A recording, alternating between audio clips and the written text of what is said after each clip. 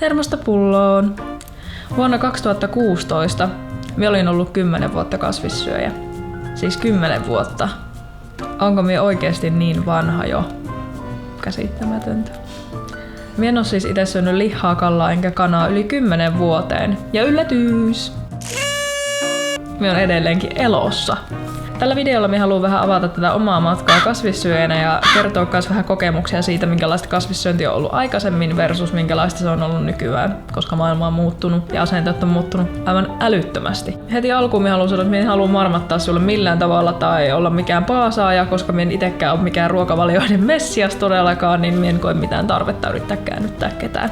Työn puolesta minä käytän edelleen kananmunia ja maitotuotteita minun ruokavaliossa, mutta se johtuu ihan vaan siitä, että minä en pysty minun työn puolesta sanomaan ei kummallekaan näille. Näin leipomon vuoropäällikkönä me joudutaan kehittelemään edelleen päivittäin kaikkia leivonnaisia ja herkkuja, jotka sisältää kananmunia ja maitotuotteita, ja totta kai osa sitä tuotekehitystä on myös se, että maistellaan sitten niitä ihania herkkuja.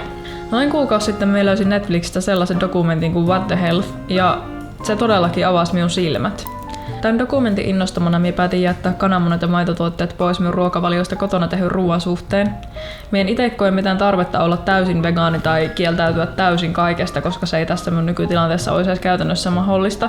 Mutta minä toivon ja uskon siihen, että kyllä tämmöinen muutos jo pelkästään auttaa varmasti ainakin omaa terveyttä kehittymään parempaan suuntaan. Minulle oikeastaan riittää jo se tieto, että minä syön pääasiassa vegaanisesti ja hyvin pitkälti vegaanipainotteista ruokaa ilman, että edes ajattelisi asiaa mitenkään sen kummemmin.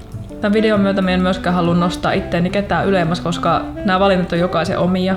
Ja minusta itsestä tuntuu hyvältä syödä just näin. Kaikista yleisimmin kysytty ja kaikista hassuin kysymys, mitä minulta kysytään, on se, että kaipaaks minä lihaa?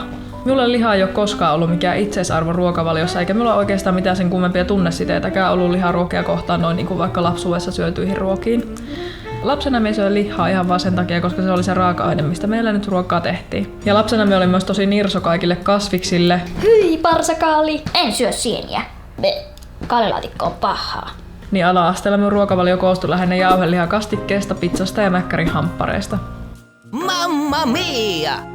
Ala-asteelta yläasteelle siirryttäessä me olin tosi pyöreä, eikä tässä puhuta lapsuuden pyöräilystä, vaan oikeasti ylipainosta.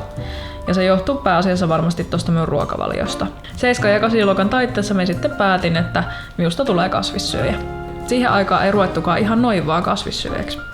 Se oli silloin semmoinen aikamoinen prosessi, se kasvissyöjäksi ryhtyminen nimittäin. Et koulun ruokalassa oli tarjolla kasvisruokaa joka ikinen päivä semmoisella erillisellä pienellä hyllytiskillä, mutta sitä kasvisruokaa ei saanut syödä muuta kuin vaan erityisluvalla. Mutta mitä kautta sen luvan sit sai siihen kasvisruokaan? Piti ensin käydä juttelemassa terkkarilla ja kuuntelemassa semmoinen tunnin luento siitä, että kai sinä nyt tiedät, että kasvissyöjänä pitää huomioida proteiinin saanti sekä kaikkien kivennäisaineiden, hivenaineiden, vitamiinien sekä raudan saanti. Ja se proteiini. Me sainkin sen lupalappu sen omaan käteeni ja sitten me viipottelin kotiin semmosena pingviininä, että jee, minusta tulee kasvissyöjä. Kunnes me saan sen saman saarnan myös minun vanhemmilta. Kai sinä tiedät, että kasvissyöjänä pitää turvata se proteiinin saanti ja kalsiumi ja entäs ne vitamiinit? Vaikka me molemmat vanhemmat osas tehdä hyvää kotiruokaa, niin ei heillä varmasti ollut höykäsen pölähystäkään siitä, että mitä joku kasvissyöjä ylipäätään edes syö. Ja olihan se aikamoinen mullistus, että yhtäkkiä semmonen kasviksia vihaava lapsi muuttaa oman ruokavalionsa sellaiseksi, joka koostuu pelkästään kasviksista. Ensimmäiset kasvissyöntivuodet me olin anorektikko, eli me söin mitä söin, jos söin, ja se mitä me söin piti olla itse tehtyä ja vähän rasvasta ja vähän kalorista ja vähän sokerista ja joo, me söin tosi huonosti. Enää kasvissyönti ei ole minun mielestä sellainen asia, jota kritisoitaisiin kahvipöydässä silleen kovaa ääneen, että kyllä kun se meidän sussu on tommonen kasvissyöjä, niin on se kyllä tosi vaikeeta miettiä, että mitä sille sussulle nyt sitten voi tarjota. Vaan kasvissyönnistä on tullut ehkä enemmän semmoinen arkinen juttu, että joka ikisessä ravintolassa on tarjolla kasvisruokaa, ei välttämättä tarvitse edes erikseen pyytääkään. Ja kaupan hyllyissä on paljon kasvisvaihtoehtoja ja ylipäätään valikoima on laajentunut näin paljon. Tervetuloa minun jääkaapille. Suoraan sanottuna meidän jääkaappi näyttää näköjään tällä hetkellä ihan poikkeuksellisen tyhjältä. Yleensä tää on tosi täynnä tavaraa.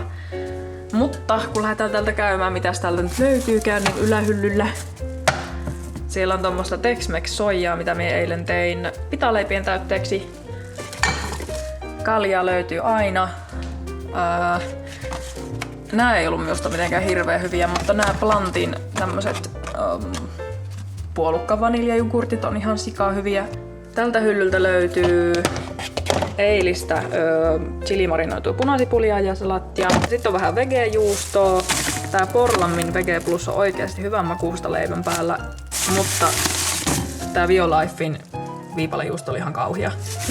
Alahylly on näköjään tämmönen joku kastikehylly tällä hetkellä. Siinä on minun tekemää hedelmäsalattia aamulta ja kastikkeita.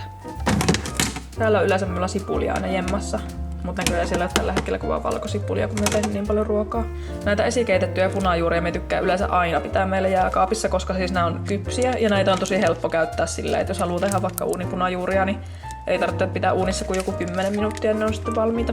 Tässä on meillä punaviiniä ja tässä on valkkaria ja ne molemmat on etikoituneita, eli ne ei ole silleen juomakäyttöön täällä ollenkaan. Vaan sitä varten, että kun me teen ruokaa, niin minulla pitää aina olla punaviiniä ja valkkaria jemmassa ihan vaan, että jos tekee vaikka sienirisottoa mieli.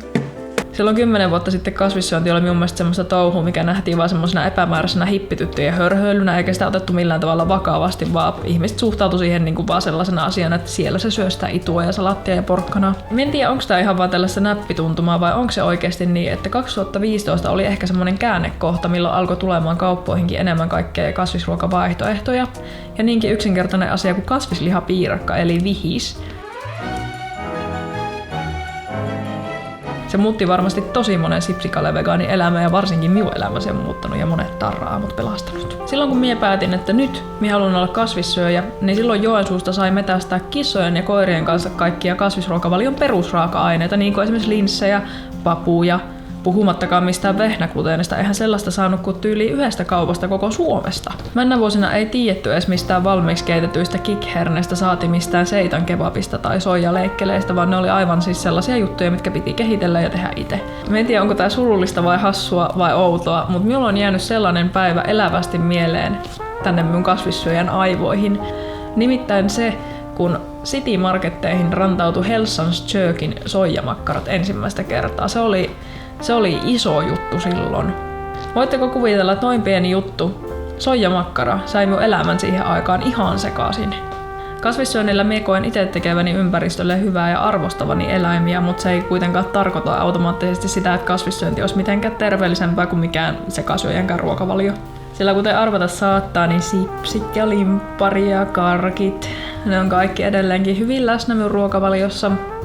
Mä oon ite niin kulinaristi, että mä en osais kuvitella itteeni totaalikieltäytymässä kaikista herkuista ihan vaan sen takia, koska haluaisin syödä terveellisesti, vaan kyllä minun mielestä terveellisen ruokavalion ohessa voi myös nauttia herkkuja silleen kohtuudella.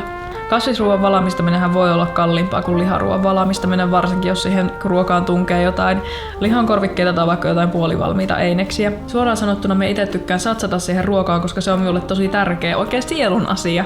Ja me tykkäsit säästää jossain muussa osa-alueessa sen rahan, minkä me oon laittanut siihen ruokaan.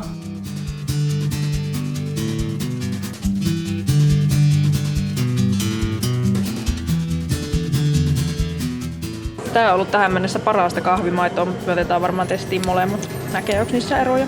Mantelimaito on parasta puurossa. Vaalea leipä on ehdottomasti minun isoin heikkous. Ennen on tullut tämmöstä jotakin uutta. Tätä halusi tänään ruoaksi sienikastiketta. Tehdäänkö me sen kanssa uusia perunoita? Joo. Nam. Ja haluan laittaa basiilikkaa sienikastikkeeseen. Ja sipulia. Kun ostaa sieniä tälle irtomyynnistä, niin on 1 000 000 kertaa halvempia kuin suoraan paketissa. Nää on kyllä ehkä kiireisen ihmisen isoin pelastus. Näitä on aina hyvä olla varastossa. Sienikastikkeeseen vähän kermaa. Siinä ostat meikäläisen lomakasvikset. Tässä on näitä muita. Löydettiin kaupasta tämmöstä jäämokkaa. En ole ikinä maistellut mitään tämmöstä kasvimaitopohjasta kahvijuomaa. Mäkin haluaa. Niin. Ihan jännä.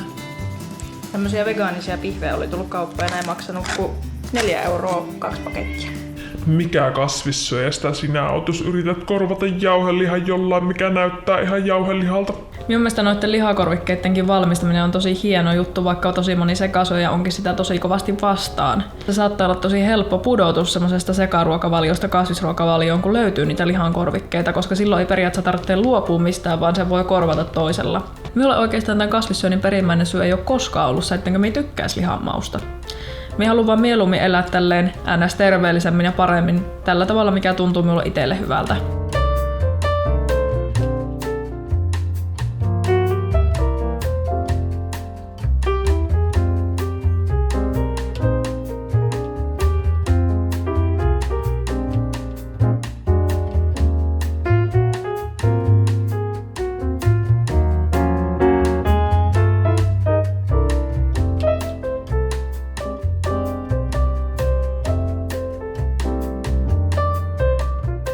Mikäli sä et vielä tiennyt, niin me tykkään tehdä vegaanista ruokaa ja oikeastaan kaikenlaista muutakin ruokaa kotona tosi isolla sydämellä.